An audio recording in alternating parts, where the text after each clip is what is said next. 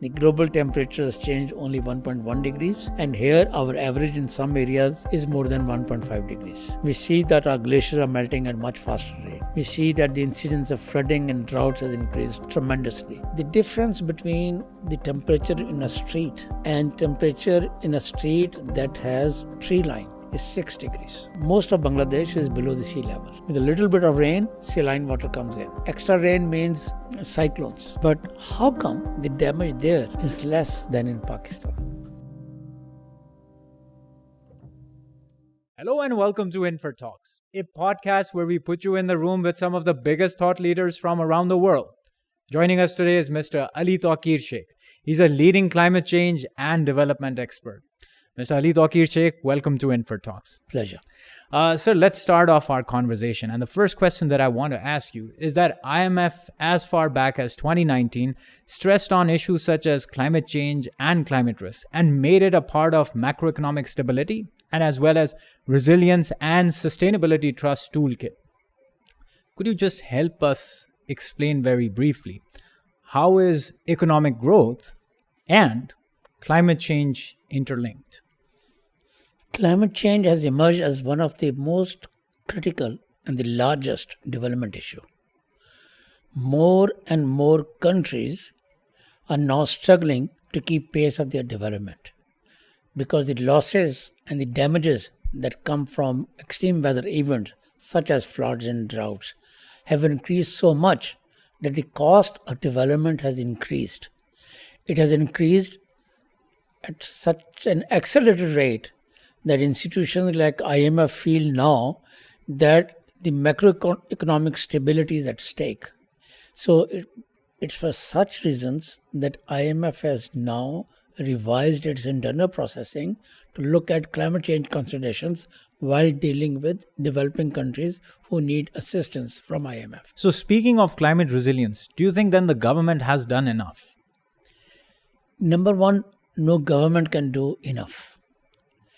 It is happening at a very accelerated rate. Climate vulnerability is around us, and it is increasing on a daily basis. So no developing country, or for that matter any other country, would have enough resources to address vulnerability. Second problem is we learn as we go. A good example, last year when we had flooding, it was mostly torrential rain. And it was mostly in Sindh or Balochistan where the rains had happened. This year, we see so far it is riverine. So the floods and devastation has begun to happen in areas which are relatively safe last time around because there were no river-based floods. So every time, every disaster teaches us new lessons and highlights another dimension of vulnerability. Having said that, of course, our country can do a lot more than we have done so far. Where we have not succeeded so far is to closely link environment and development, where the climate vulnerability has to be integrated and embedded in economic policy, and that has not happened fully as yet. So speaking of some of the things that can really be done, what are like 2 to 3 areas that you think that the government can immediately focus on? For me, the simplest thing to do and the most important thing to do is to revise our PC1. Our public sector financing document was developed in 1960s when Mahbub Haq was around. After that, there has been only cosmetic changes. It's very carbon neutral. It doesn't ask about climate change. And therefore, if we make it climate smart, the investments will be more climate smart. And climate smart would mean that they enhance our resilience. So that's the first thing to do. And then there is, of course, a long list of ambitions or expectations that we have from any government, and especially an elected government, a democratic government, at the national level or in the provinces or at district levels, because most of vulnerability is at the district or sub-district level. That's where we want to see that our infrastructure of our schools and health facilities is climate resilient. That's where we want to see that the storm passage along the road is functional and well maintained so that it can absorb the extra rainwater. So therefore, there are many small level things that can be done at the local level. And from that level to mega level, then there's a list of actions that we can do that can hopefully begin to reduce the cost of our development. Right now, the development cost is high and it's increasing. So, speaking of some projects that can take place at the mega level as well, what do you think they can really be? Urban planning. So, most of our population is now growing in urban areas. The urban growth rate is twice the growth rate of population. And most of new urban growth is not well planned. It's in low-lying areas. So that's where the poor people come. They find cheap housing, illegal lands in low-lying areas. So there are no municipal services. There are no storm drains. There are no schools, parks, and hospitals, and so forth. So our cities are becoming hubs of vulnerability. When disaster happens in rural areas, even when they are poor, they can start again because the social capital is higher there. So the resilience level in rural areas, despite higher poverty, can be stronger compared to in urban areas, because in urban areas, poor people live in destitute.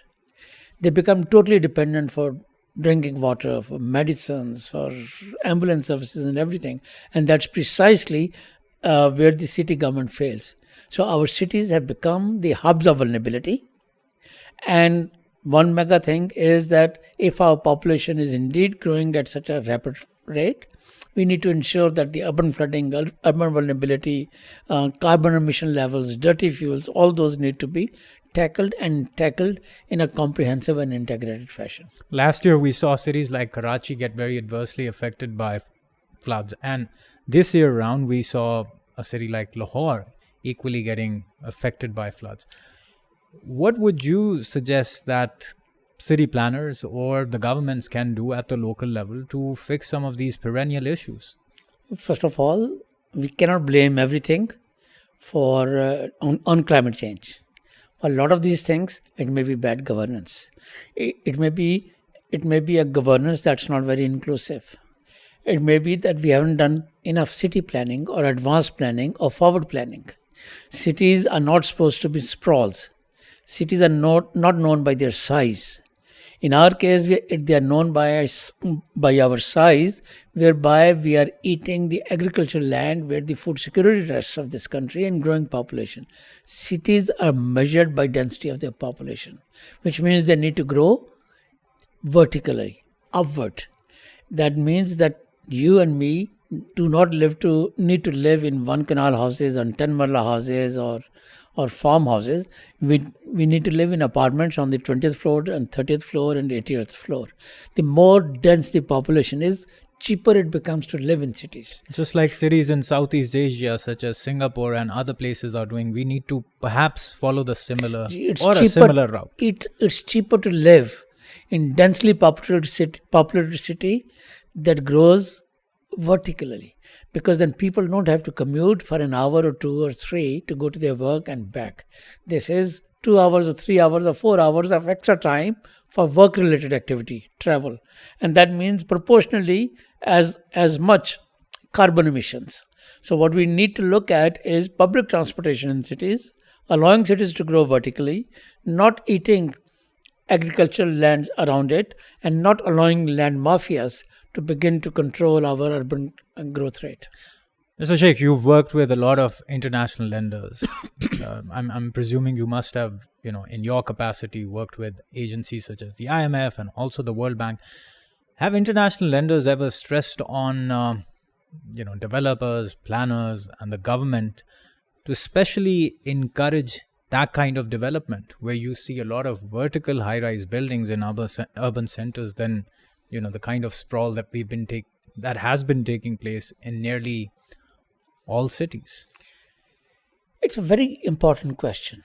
When you look at the policies of such institutions, any international institution, they do think and recommend. But the problem is, where do we want to draw a line? Problem is, in policy planning, we cannot outsource thinking. We have to develop our own policies. And then the lenders will come and support you, or they won't support you.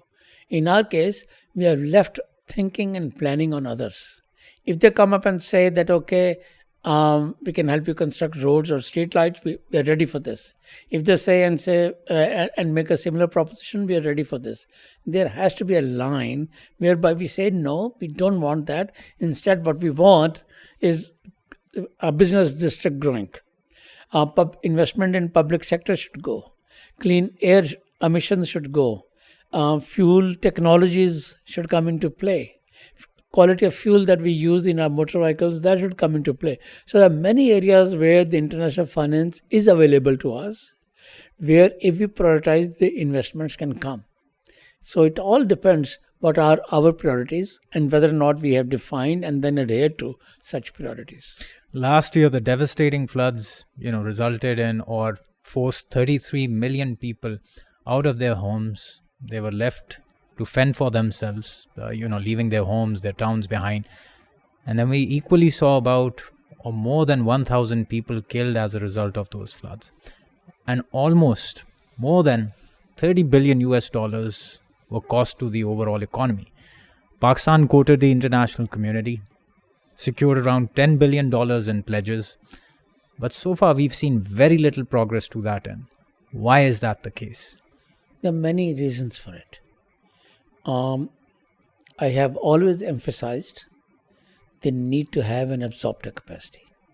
I know. And I'm sorry to scuttle your train of thought, but what is absorption capacity? Because a lot of our viewers might not understand what that is. Your ability to spend the money that you have, your ability to absorb, or your economy's capacity to absorb the amounts that you receive. And what really is required in order to do that? What we have seen is that in several instances, we have seen that it takes a year or 2 or 3 in some cases to only open a bank account. The approval systems are so difficult. So that means if somebody gave you $1 billion or $1 million, they want to spend it within the fiscal year. They cannot wait for 3 years or 2 years for the account. Then we have seen that the spending rate for big infrastructural things is higher than spending on the citizens and on the software systems or the software of the society. For example, in my experience of analysis of several hundred projects, is that most of the spending happens in second quarter. First quarter, they're planning and trying to hire people. In second quarter, they're paying advance for the building rent. They're buying vehicles, they're buying computers and machines and the equipment. A lot of spending happens second quarter. And third quarter, the graph goes down. Mm-hmm. And beyond that, it never goes up. So I think that I've seen repeatedly in my life that we don't have a steady capacity to spend resources. So there is a lot of money in Pakistan that has been given to us, but we have been unable to spend. Every ministry, I can almost guarantee you, faces the problem of underspending. It is mostly the last quarter of the fiscal year that they spend more than 60% of their resources. And rest of the year is less than 40%. And it's less than 40%, in some cases 20% when they are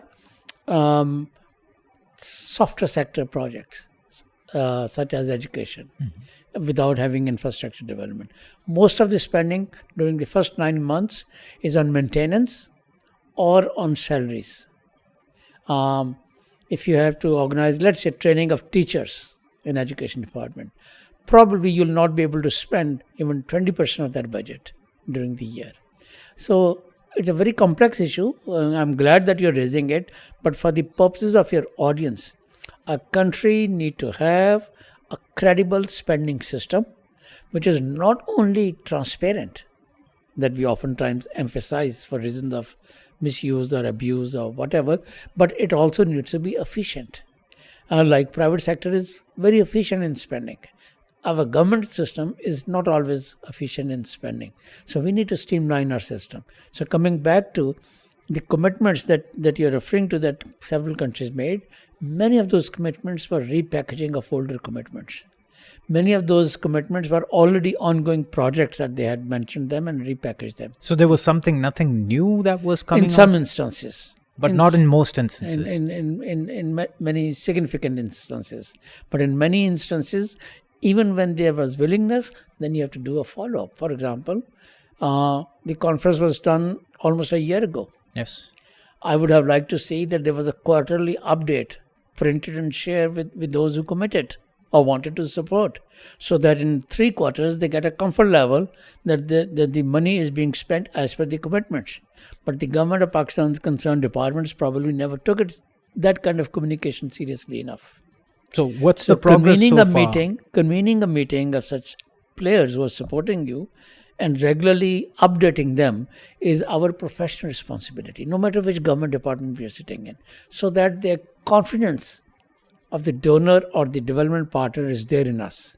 We cannot receive a check and go home, and a year or 2 later we say, we have not been able to spend it, or we are facing the following difficulties. So it's a process, it's a slow process. One has to be patient with it, but most importantly, I think the process need to learn how to walk faster, how to swim faster. The world moves at a much faster pace. People have their accountability on fiscal years. Right. They don't come here with a lifetime commitment. If government of France commits you $50 million, they have their fiscal year in mind. They have to go back to their parliament and report to. But if they made a commitment and then the disbursement is not happening in time, and when disbursement comes as first installment, then by then we've changed our priority and we engage the donor again, that can be spent on X and Y instead of A and B. So that creates problems. So it's a complex issue. Let's take it as it is. So now let me come to my next question. And this has to do with the capacity of the government entities. There's a possibility that Pakistan can get hit with floods once again. And if, God forbid, Pakistan is to get hit with floods once again with a magnitude of the size that we saw last year, as far as the capacity is concerned, do we have all things ready in place? It's a very difficult question. I do want to welcome and appreciate those who are struggling hard and trying to do, and we do difficult things in a very short period of notice. But then you have to look at the supply chain of the entire thing. It begins from early warning to having designs for resilient building. Last time around, you gave example of 2010 floods. $10 billion out of $30 billion were lost because of poor housing. Nobody told us not to have building regulations. Nobody told us to develop houses in Kacha area, in riverbed areas. So that was our weakness. Now, if we have not rectified that, that means we have accepted it as our fate. And our fate is not to be the most vulnerable country, but our fate has to be the best prepared country. If we have an early warning system as we had for a coastal tropical storm a couple of months ago, then we evacuated people. Because we have early warning system, we were able to act on that. There was information coming from science. We had a science-based response to it. Now, we need to have similar kind of preparedness for all other sectors. You gave example of flooding. Now, what if in Ravi and Chenab, where we are getting water from India, because there is a lot of big flooding in India. If excess water is coming to us, it has to come. There's no guarantee there won't be heavy rains. But have we allowed people to develop residential societies there? If we've done, we have done it wrong. If people are doing agriculture, maybe it's a seasonal loss then. But if there are human settlement, infrastructure, and there are schools and hospitals and grid stations and solar stations and other state infrastructure, then that's a criminal negligence on our part. So what I want to say is that in such instances, our preparedness means that have the regulations and then ensure their compliance and adherence to those regulations. So in river flooding in particular, rivers have a right to life. The water may not come for 10 years, 15 years, 20 years, but it may come. It's water's passage. It can come anytime. So not having heavy rain for 10 years does not give us license to develop human settlements there. And we have done that, and that's not right. So, sir, we do not have dearth of policy. But certainly when we speak of resources, we definitely have a dearth of resources when it comes to our own hands. What is really needed to push forward resilience development? You speak of it in one of your recent articles. Could you go ahead and explain the concept and what do you really mean by it? Before answering your question, I want to add something to your question, if you allow me to. Sure, sir. You said there is no dearth of policies. I'd say there is dearth of policy. And in which areas then? I'll explain that. And you say there's dearth of resources. I'll say there is no dearth of resources. And why is that also?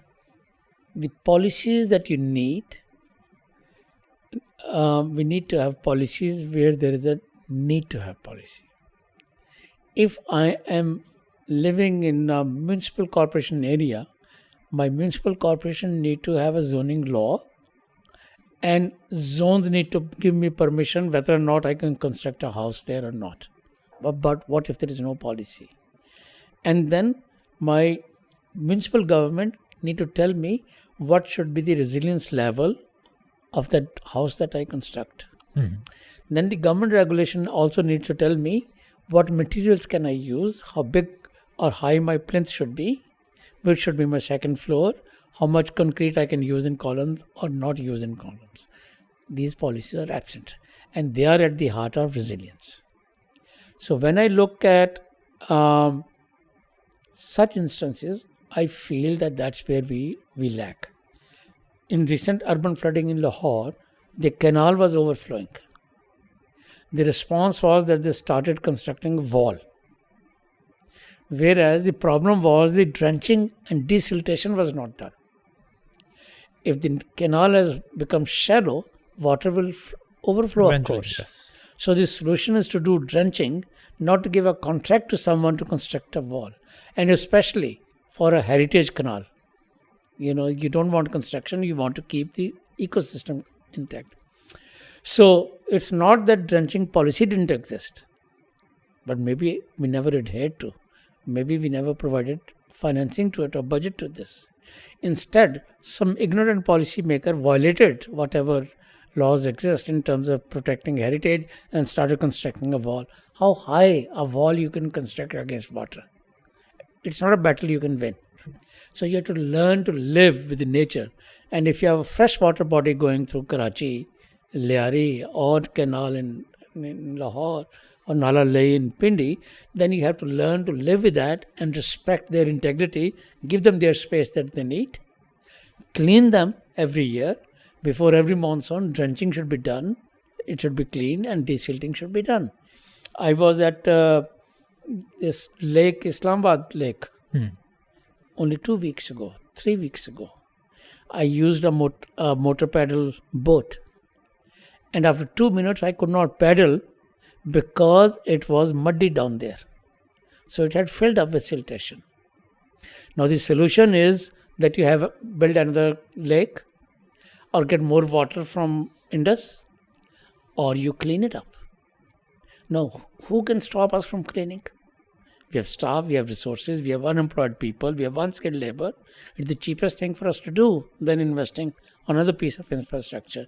The examples are of Liari and Nalalai and others that I'm giving you is to highlight that a lot of resilience is only commonsensical application of what we already know.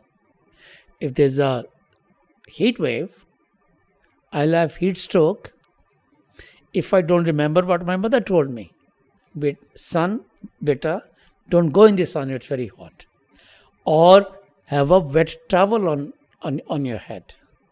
But if I don't do that, then of course I will suffer.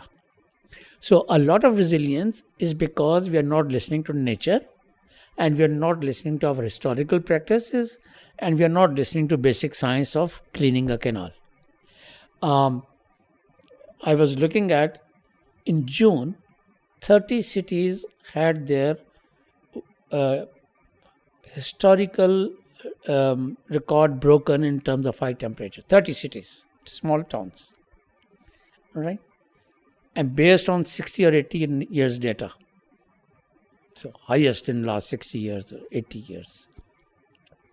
Now, who tells us to go and open your shops at 10 o'clock or 11 o'clock and be open throughout the day when we know that our temperature doesn't allow? Why can't shops be open and closed by 10 or 11?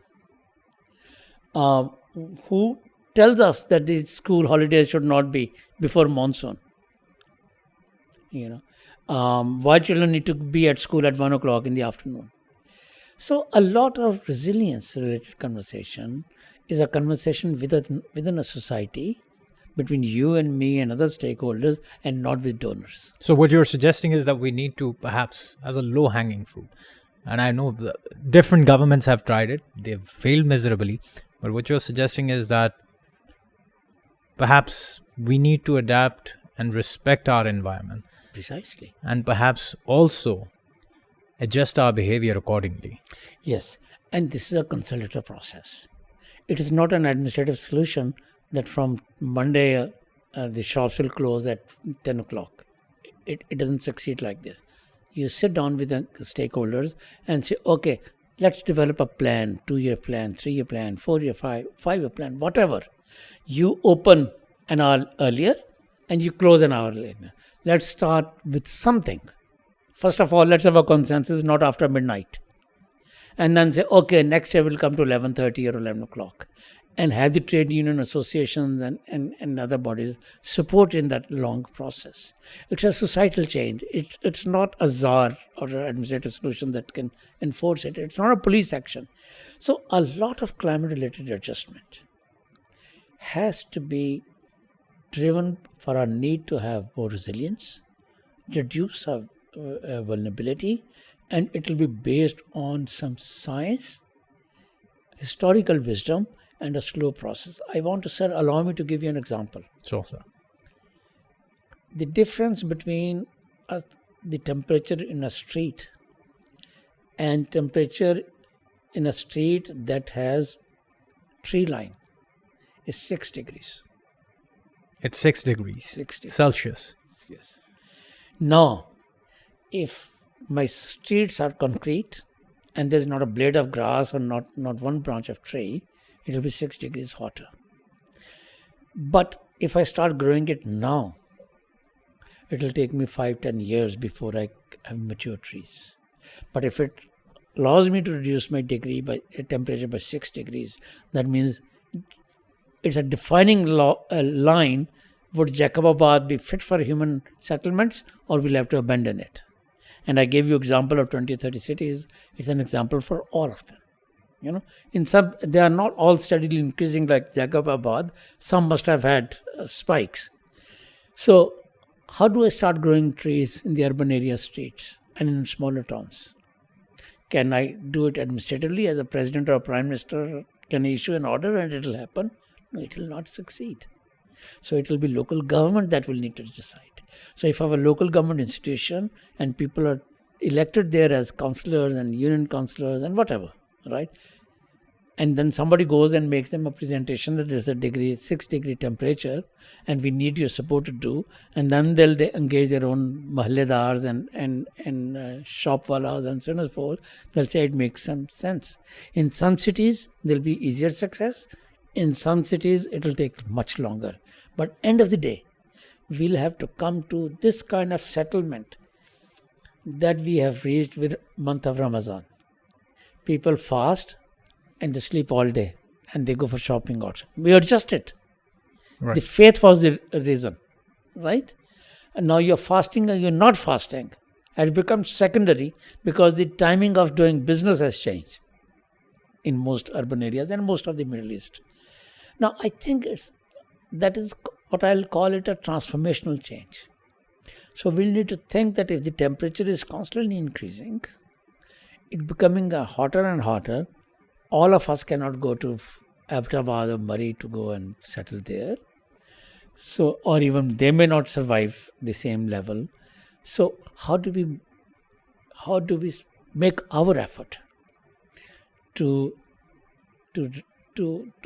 slow down the increase of temperature in real life? So, Mr. Sheikh, you've actually spoken about a lot of the adaptation measures that we have to take as a society by taking responsibility on our part of the deal. But speaking of the international community, of the developed world, that is in fact contributing very significantly to the global carbon emissions. What kind of efforts do you think are needed from that side when it comes to, reducing the carbon footprint and ensuring that at least developed countries like Pakistan or regions like these are not at the receiving end of the rising temperatures? Sir, thank you for asking this question. And I was very happy when you were coming to what local action that we can take. Allow me to sum up that conversation, and then I'll say why I'm not talking about the global one.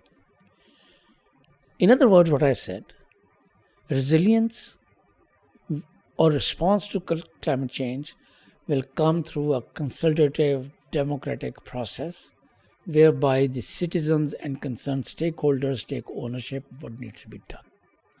If it is top-down, no matter how much money you pour, it will fail. It's like me having a hole in my pocket, I can never fill it, right? So our top-down system is a hole in the pocket. No matter what international community gives or we as taxpayers give, that pocket will never get filled because there is a disconnect between where we generate taxes or where the need is or how we design projects. If the priority is to widen a motorway between Lahore and Islamabad, and I'm talking about the problem in Jacobabad, which is or Qila Saifullah in Balochistan, then there is a disconnect. So for me to ensure that the resources go there based on need is the heart of the matter. Now, once I start doing that, the flow of international finance will also increase proportionately. Now, a lot of supply side finance is available. Pakistan does not have the ability to access that. And what do you mean by ability? For example, for GCF, I need to have accreditation. I don't have that, right? For every donor, I say, you write the proposal, I'll sign the dotted line. You write what needs to be done. Instead of outsourcing thinking where I decide what needs to be done, and my priority was temperature in Jacobabad, for example. If I had written that, it would be very different from what FAO would write. So you're suggesting it would end up becoming a one-way street instead of becoming a two-way street where Pakistan proposes what kind of measures does it need? For resilience and adaptation, it has to be locally led. It has to be bottom-up. It has to deal with the marginalized people. But our policymakers, in fact, do prefer a top-bottom approach in this case. Well, I don't know they prefer or not, but that's how the system is. The system is. The question is, how do we transform the system? That's what you had asked me. Yes. And you remember I said my short answer was change the PC1. Now, the PC1 is supply-side driven project. Secretary Irrigation or Minister Irrigation will say, oh, we need to have another canal. And the government of Pakistan will say, okay, here's 10 or 100 billion rupees for your canal. So next 5-10 years, I'll be building a canal. But what if the Jacobabad Municipal Corporation saying that I need 50 million or 5 million to plant trees for next 5 years and give it to me as an endowment, don't take it back because growing trees is very slow and it can happen only in one particular season and so on and so forth. And therefore, I need to test another system of budgeting, spending, prioritizing development and having it bottom up. And that is equally true about urban areas. Even though I gave you example of Jacobabad, assume Paris colony in Islamabad. Now, my solution as CTA chairman is have a wall around it. Another solution is, oh, they are sitting illegally, let's go and demolish them. Another way of saying is, well, they provide services to the city. They're a very important, integral part of service. Unfortunately, there's a minority also, right? So minorities' rights also. A congestion is unacceptable because it breeds disease and so on and so forth. And now, what if I engage with them and say, you give me a solution, what do you want to do? And if they're sitting illegally, I'm quite more than certain if I give them land right and say, okay, this is your land, this is the deed, they'll jump on this. So the solutions may be there, we may not have tested them. We may be looking at top-down administrative solutions. Now coming back to France or UK or World Bank will not come and say, what do you do with French colony? I have to think, what do I do? How do I handle this? I'll have to prioritize that instead of, widening a road in Islamabad in Magla Road or having an overhead on Magla Road, I need to tackle this humanitarian issue, which blemishes Pakistan and Pakistan's name because they happen to be minority. And this is only one example. The entire country is dotted with such instances whereby sometimes there's one minority, another time it's another minority. Oftentimes they are poor people, and you look at the districts that are below the poverty line and the population wise they are below the national average, not meeting their SDG targets, and where they have frequent climate disasters from droughts and floods to gulfs to everything else, then you'll see there's a good 60% of the country that we have not prioritized for our investments. We make our decisions, and our decision is usually one that let's have a road from here to there. Sometimes we call it a CPEC road, sometimes we call it a motorway and expressway or whatever. That's the closest to development that we are able to think. Or we'll think of a barrage or a dam that let's construct that. But we don't look at the capacity of those people. They probably never seen a school. They probably never sat on a bus, all right? So we need to think of people where they are and work with them. And they are very, very, they have a very compromised human dignity. Every disaster that comes, they are the first victims.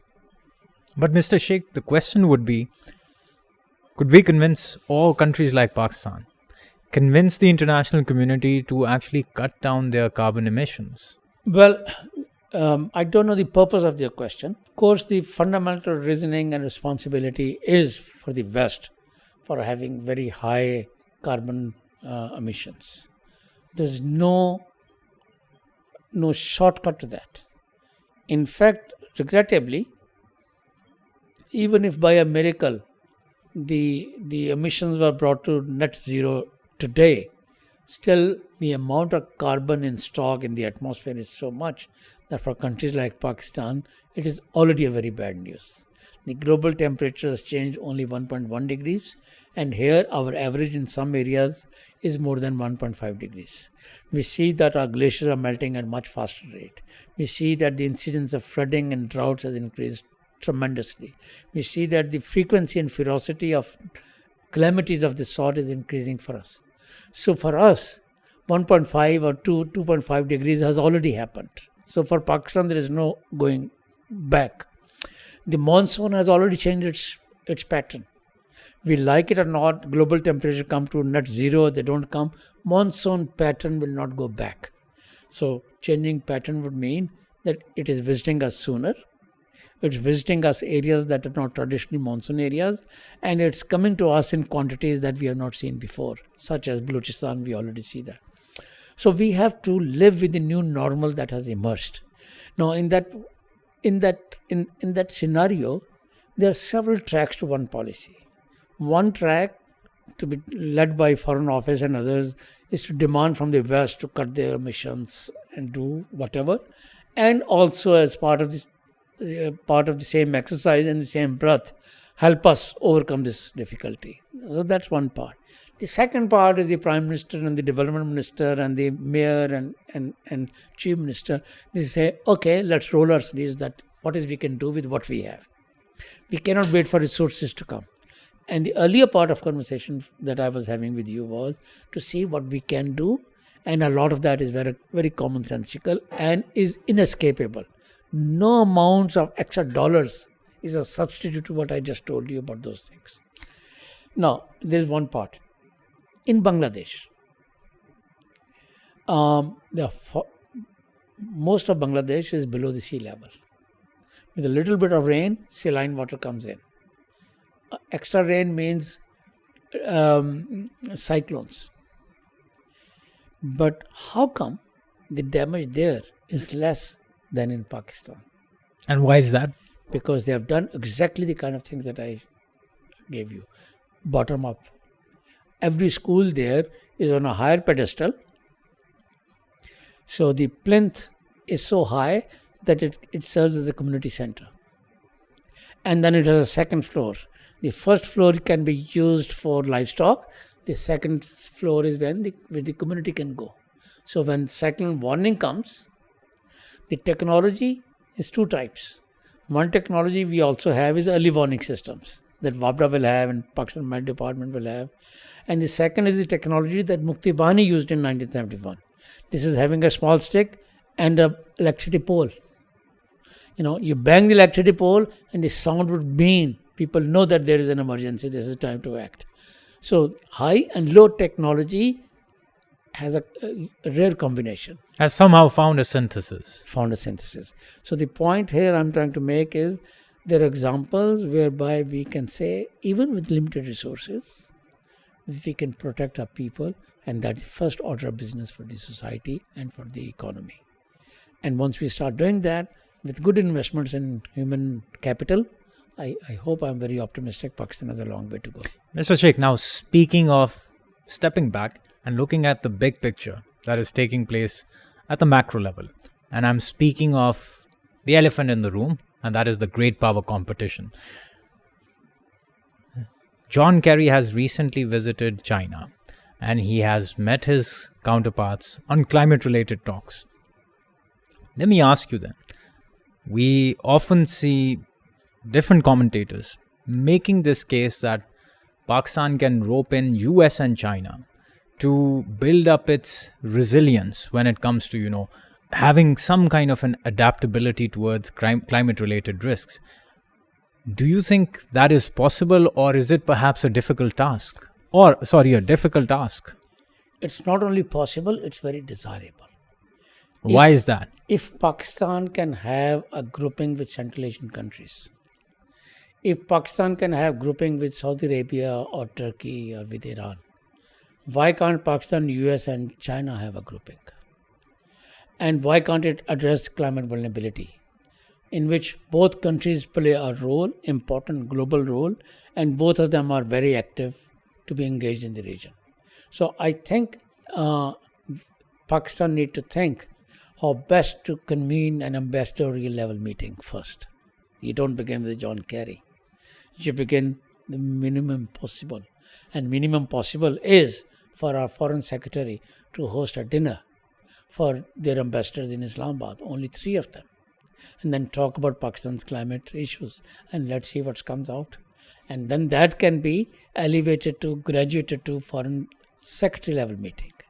And then the ministerial level meeting. It can go to the summit level meeting. There are many, many ways. There are many ways for Pakistan to be invited in G20 meeting as an observer. Pakistan is not a member. Pakistan can be invited as an OECD for a special presentation in OECD forum.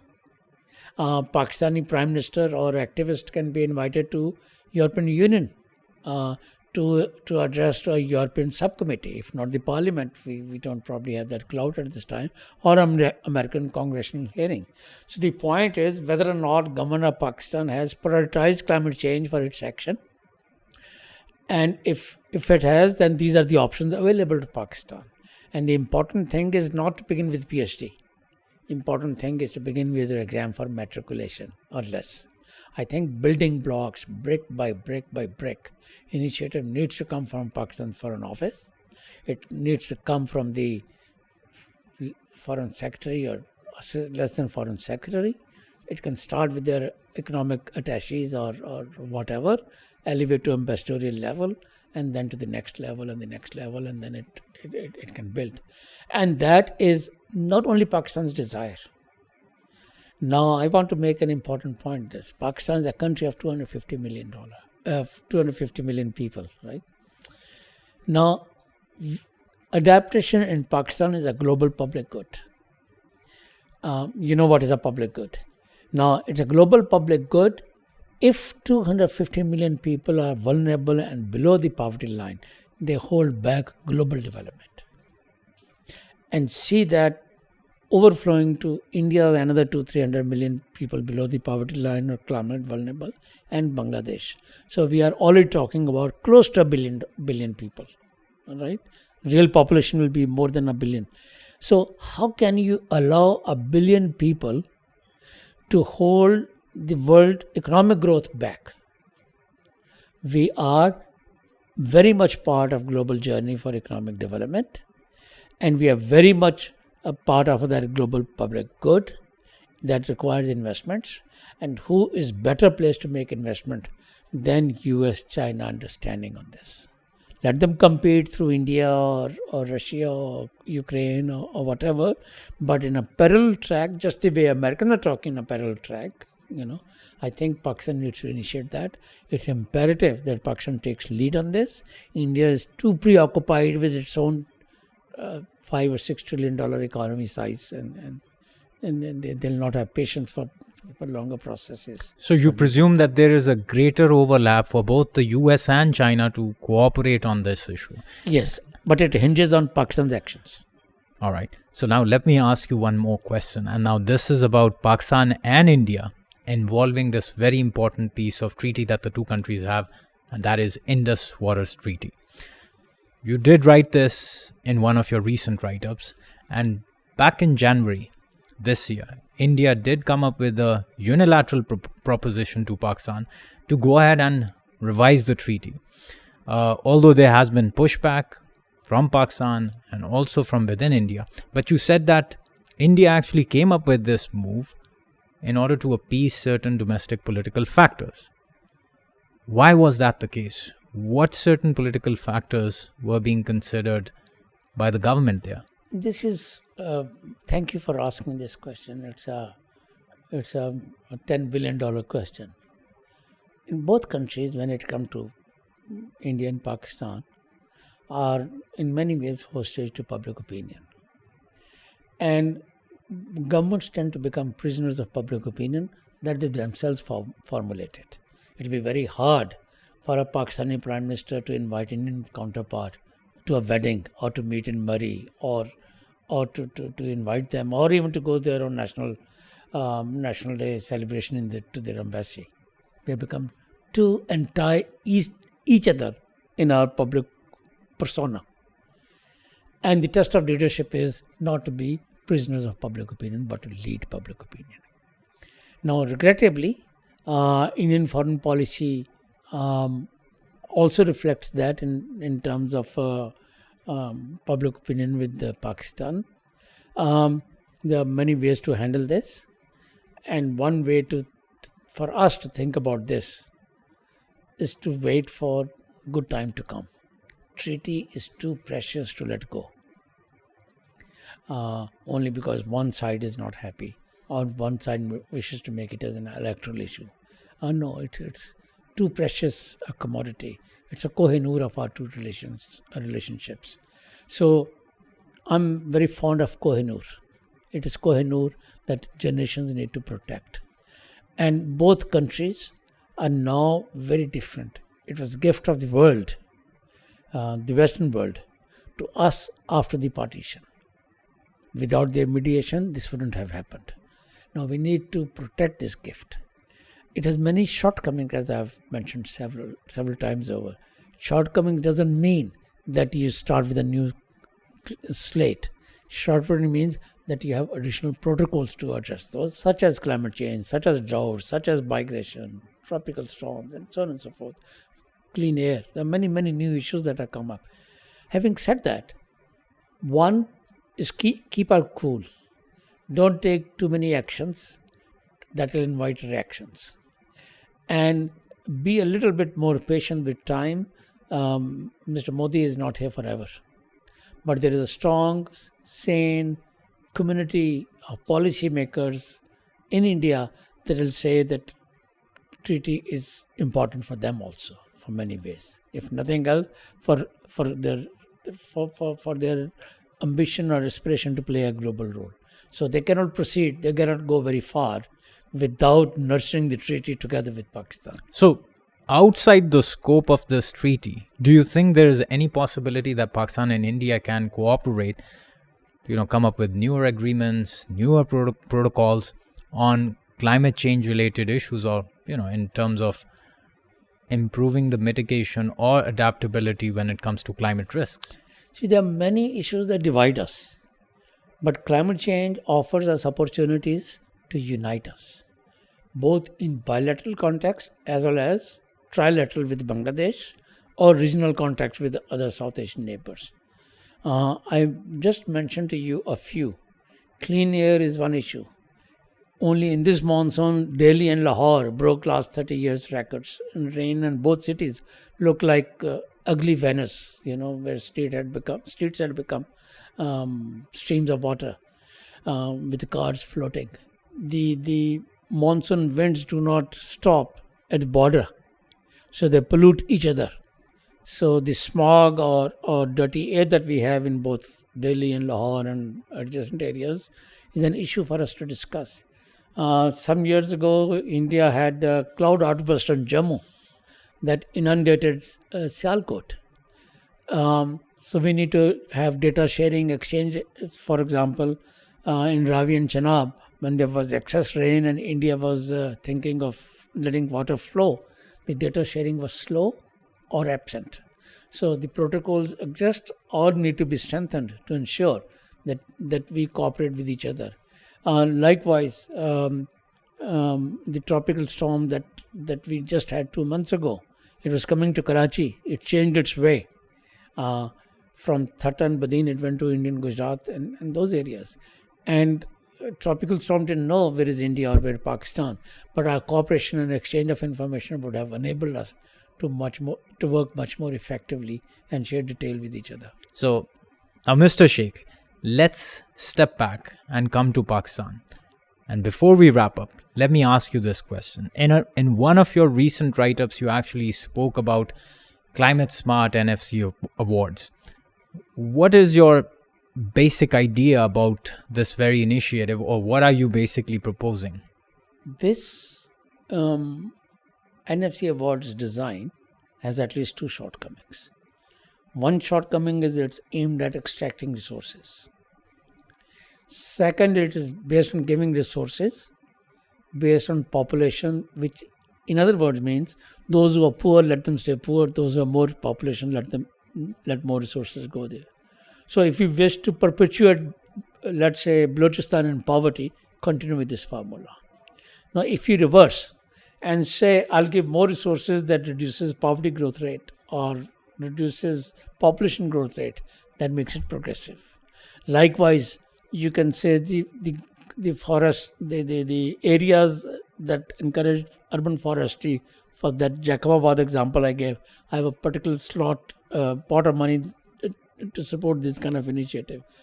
So we may not be able to do all that in one award. Starting point is, you say that let's revisit the formula, let's pilot it, population ratio, let's change from 80% to 20%, and the saving 60% I have, let me bring it to climate resilience related. And in climate resilience, you agree with provinces, because it's not one government that can have a view. Agree that what are your preferences. Some governments say urban resilience, other may say population, agriculture. Yet another one could say very well water body management or something. So let's agree on some of those things and see how it flows, and then we begin to refine from there. A very important component that has to come from the day one. Provincial awards essentially mean that instead of me spending money in Islamabad, you will spend in Karachi or Lahore. Contingent on disbursement through provincial awards to district level, we can design. In other words, what I'm saying, you say, here's your envelope, 30% is for you, 70% is for your districts. You disperse and you get from us. If you don't, then we'll reduce your disbursement proportionately. For the purposes of your audience, you say, you give them an envelope, but make it contingent on disbursement at the district level, because that's where the poverty is, that's where the climate vulnerability is, that's where we need to invest on health and education and other human resource indicators. So that's where the money needs to go. Thank you, Mr. Ali Tauqeer Sheikh, for coming in today and for being part of this conversation. Thank you. Pleasure. Thank you so much for staying with us through this conversation with Mr. Ali Tauqeer Sheikh. Our team works very hard to make this work possible, and it would mean the world to us if you could like and share our content to show your support. And if you'd like to stay informed on upcoming podcasts, please hit the bell icon.